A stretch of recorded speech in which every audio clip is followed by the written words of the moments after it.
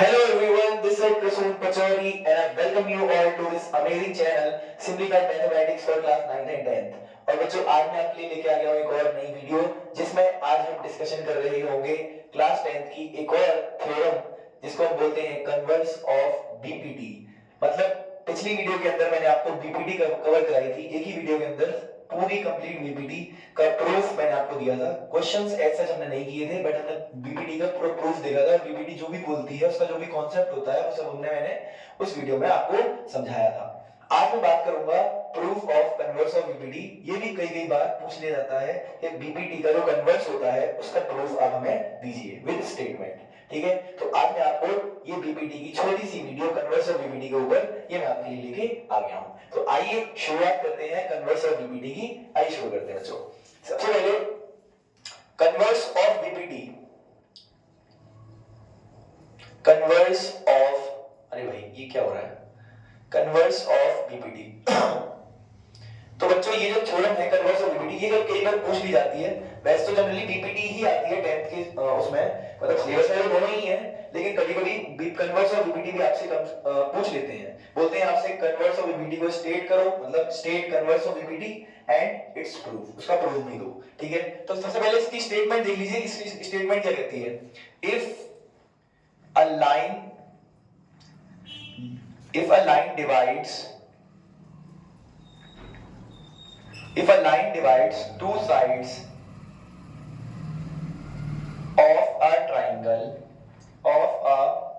a triangle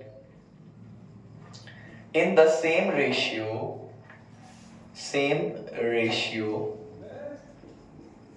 then the line must be parallel to the third side।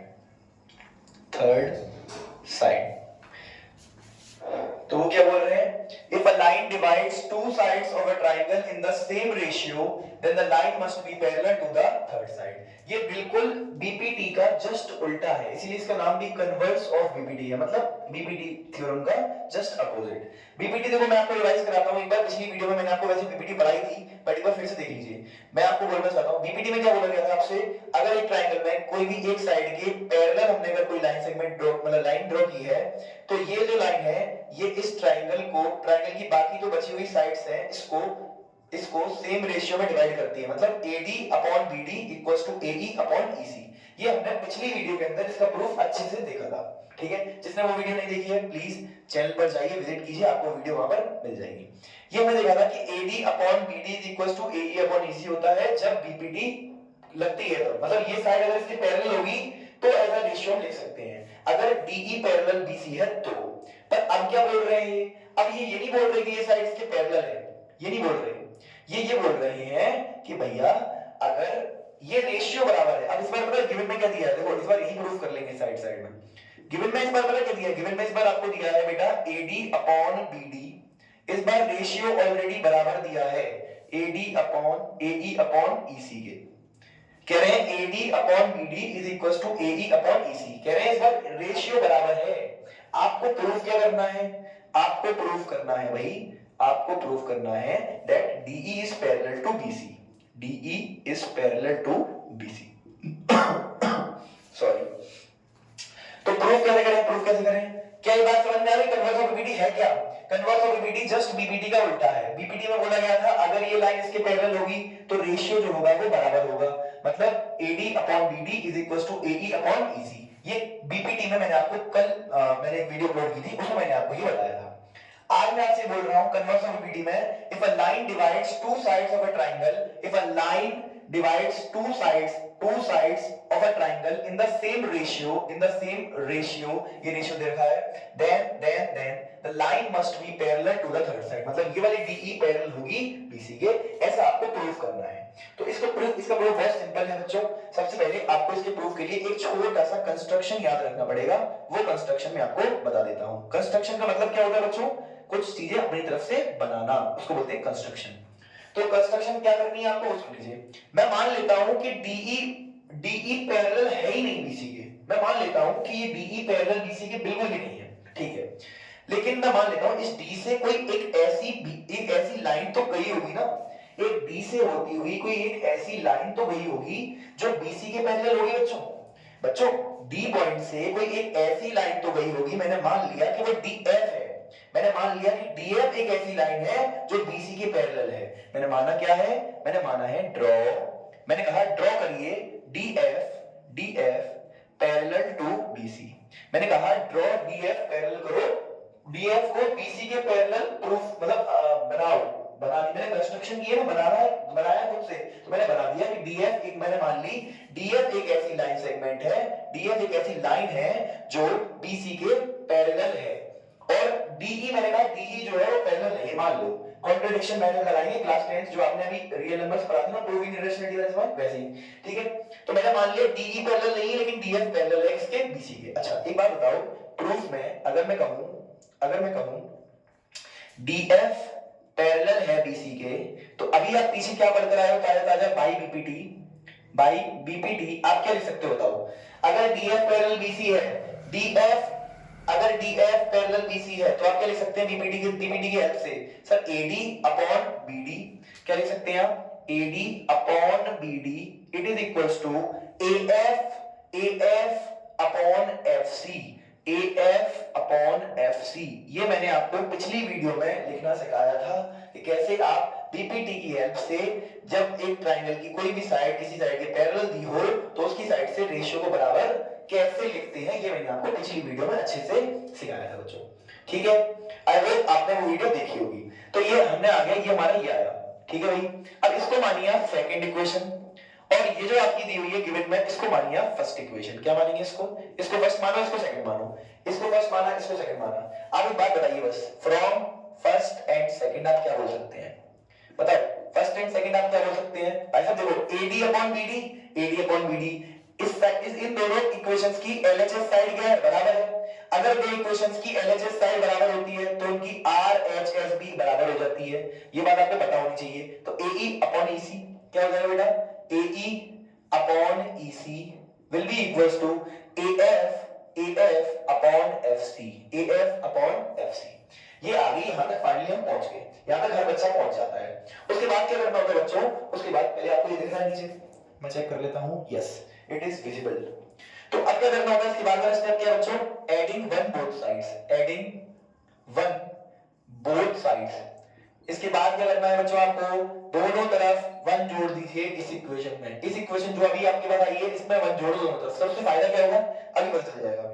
देखो बेटा इधर लेके आ रहा हूं, इस इक्वेशन में दोनों तरफ वन जोड़ो तो देखो क्या बनेगा, AE upon EC will be equals, अच्छा AE upon EC plus 1 will be equals to sir AF upon FC plus 1, ठीक है।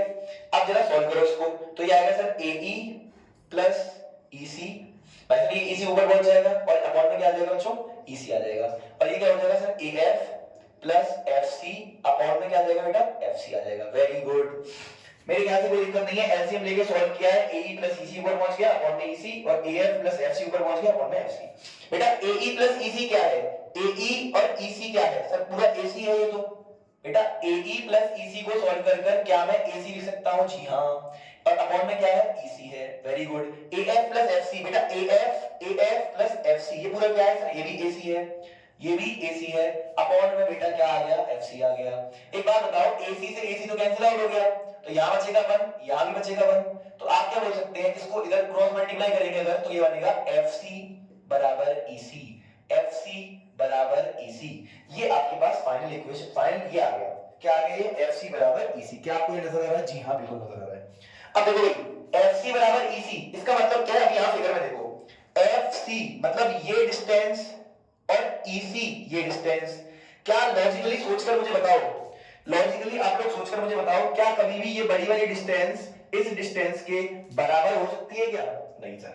अगर ये F इस पॉइंट E से दूर बैठा है तो ये FC कभी भी EC के बराबर नहीं हो सकता है। इसका मतलब क्या होगा, इसका मतलब ये हो गया कि कहीं ना कहीं ये पॉइंट F कहीं ना कहीं E पर ही बैठा है, E पर ही कोइंसाइड कर रहा है। अगर ये कोइंसाइड नहीं कर रहा तो इसका मतलब ये है कि ये स्टेटमेंट सच ही नहीं है। सही बात है, यानी कि एक ही पॉसिबल रास्ता है आपके पास कि ये जो पॉइंट है ये ई पर ही कोइंसाइड कर रहा है। तो आप लिखेंगे यहां पर इसको मैं लिख देता हूं यहां पर ऊपर ले जाके, क्योंकि यहां आपको दिखेगा नहीं इसलिए। तो यहां लिख देता हूं this implies that E and F coincides का मतलब क्या हुआ कि दोनों एक ही के ऊपर बैठे हुए, वो कोइंसाइड कर रहे हैं। तो अगर कोइंसाइड कर रहे हैं तो हम बोल सकते हैं हेंस आप बोलोगे अगर ये दोनों एक ही पॉइंट है, एक ही पर बैठे हुए हैं, तो DF पैरेलल अगर है BC के तो DE भी पैरेलल होगा BC के। तो आप बोलोगे sir DE also parallel to BC, और यही हमें प्रूफ करना था, हमने प्रूफ कर दिया। ठीक है जी, एक बार मैं रिपीट करता हूं आपको कि मैंने इस पूरे उसमें क्या किया। सबसे पहले तो इसका स्टेटमेंट ही बहुत इंपॉर्टेंट है अपने आप में, कन्वर्स ऑफ बीपीटी का। वो बोलता है if a line divides two sides of a triangle in the same ratio, अगर एक लाइन ट्रायंगल की दो साइड को, अगर एक लाइन ट्रायंगल की दो साइड को सेम रेशियो में डिवाइड कर रहा है, तो ये जो लाइन है ये इस तीसरी वाली साइड के पैरेलल होगी, ऐसा कहते हैं ये। If a line divides two sides of a triangle in the same ratio, then the line must be parallel to the third side. क्या ये स्टेटमेंट याद हो जाएगी? अब सुनो, इसमें गिवन में मैंने लिख दिया कि गिवन में मुझे रेशियो दिया हुआ था, फिर मैंने टू प्रूफ लिखा कि मुझे DE पैरेलल BC प्रूफ करना है। कंस्ट्रक्शन मैंने थोड़ी सी इंपॉर्टेंट स्टेप यहाँ क्या की है, कंस्ट्रक्शन की है। मैंने मान लिया कि DF जो है वो पैरेलल है BC के। मैंने एक ऐसी लाइन मान ली, मैंने कहा कि मान लेते हैं DE पैरेलल नहीं है BC के, लेकिन D से होती हुई कोई एक ऐसी लाइन तो जरूर होगी, जैसे मैंने DF मान ली, जो BC के पैरेलल रही होगी। सही बात है भाई साहब, B पॉइंट से होती हुई कोई एक ऐसी लाइन तो जरूर गुजरेगी, ये तो मुझे 100% पता है कि वो BC के पैरेलल होगी। तो मैंने मान लिया कि वो DF है। मैंने क्या मान लिया? DF है। मैंने मान लिया कि DF एक पैरेलल लाइन है to BC, DF is a parallel line to BC। अगर ऐसा है तो बाय BPT हम क्या लिख सकते हैं? हम लिख सकते हैं sir AD upon BD is equal to AF upon FC। ये लिख दिया। ये इसको इक्वेशन सेकंड मानो, इस जो आपको गिवन में दी थी इसको इक्वेशन फर्स्ट मानो। तो फर्स्ट और सेकंड से हम क्या लिख सकते हैं? देखो इनके LHS बराबर है तो इनके RHS भी बराबर। अगर RHS बराबर होंगे तो AE upon EC equal to AF upon FC। दोनों तरफ से 1 जोड़ो। इस इक्वेशन में सर 1 जोड़ने का फायदा क्या होगा? ये देखो फायदा क्या होगा, देखिएगा यहाँ पे। तो AE upon EC plus 1 AF plus FC upon 1, ये इसको सॉल्व करा तो AE plus EC upon EC आ गया, AF plus FC upon FC आ गया। बेटा ये देखो AE प्लस EC क्या है? AE प्लस EC क्या है? सर ये पूरा AC है तो AC लिख दिया। AF प्लस FC क्या है? AF प्लस FC सर फिर से AC आ गया। ये दोनों कट जाएंगे एक दूसरे से, तो यहाँ भी 1 यहाँ भी 1, इसको क्रॉस मल्टीप्लाई करोगे तो FC बराबर EC आ गया। बेटा FC बराबर EC, इसका मतलब समझ पा रहे हो? FC बराबर EC, क्या ये लॉजिकली सोचकर अगर देखो तो FC कभी भी EC के बराबर होगा क्या? कभी नहीं हो सकता। ये सिर्फ तभी हो सकता है जब ये F पॉइंट E पर ही आकर बैठा हो, F पॉइंट E पर ही आकर बैठा हो। तो मैंने यहाँ लिखा this implies that E and F coincides, मतलब ये इंप्लाइज कर रहा है कि भाई साहब एक जो E और F पॉइंट है वो आपस में कोइंसाइड कर रहे हैं, मतलब एक के ऊपर एक बैठे हुए हैं। तो हम बोलेंगे अगर ये दोनों एक ही पॉइंट है, तो मैंने बोला था DF पैरेलल है BC के, तो अगर DF पैरेलल है BC के तो DE भी पैरेलल BC के होगा, तो बस DE parallel BC has proved. This was your theorem number 2 of, जैसे कन्वर्स ऑफ BPT है ये, ठीक है। तो ये मेरी तरफ से खत्म होता है यहाँ पे। बस इसको पढ़िएगा, इसको नोट्स बनाओ, इसके अच्छे से इसको समझो। पेपर में कई बार ये भी पूछ लेता है, कभी-कभी बच्चे BPT तैयार करके जाते हैं, कन्वर्स ऑफ BPT पढ़ के नहीं जाते और पेपर में कन्वर्स ऑफ BPT दिख जाती है, ठीक है।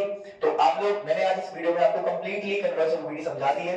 अब इसके क्वेश्चंस करने की प्रैक्टिस बारी है आपकी, आप क्वेश्चंस करिए। मैं आपको और भी क्वेश्चंस वाली वीडियो भी बनाने की सोच रहा हूं। और भी जो आपको वीडियोस चाहिए प्लीज कमेंट डाउन कि आपको कौन सी वीडियो चाहिए, किस टॉपिक से रिलेटेड चाहिए। नेक्स्ट वीडियो में सिमिलरिटी के ऊपर लाऊंगा, पूरा कॉन्सेप्ट सिमिलरिटी का नेक्स्ट वीडियो के अंदर आपको मिल रहा होगा, ठीक है। तब तक के लिए आप पढ़ाई करते रहिएगा। All the best.